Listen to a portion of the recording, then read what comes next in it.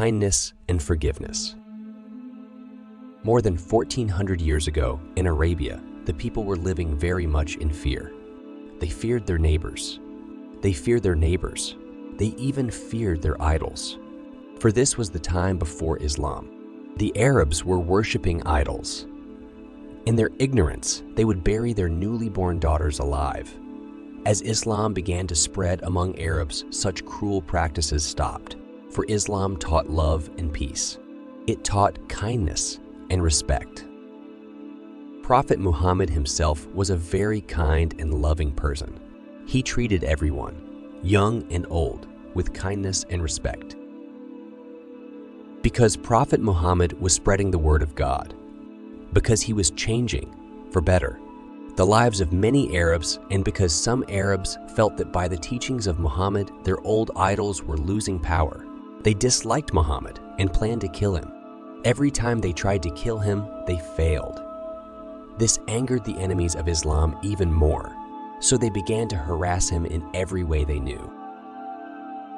One old woman made a habit of throwing rubbish on Prophet Muhammad whenever he passed from her house. Muhammad had to pass that house daily on the way to the mosque.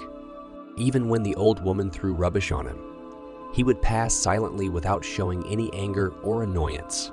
This was a regular daily event. One day when the Prophet was passing by, the woman was not there to throw the rubbish. He stopped and asked the neighbor about her well-being.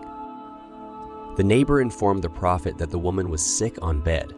The Prophet politely asked permission to visit the woman. When allowed, he entered the house. The woman thought that he had come there to take his revenge when she was unable to defend herself because of sickness.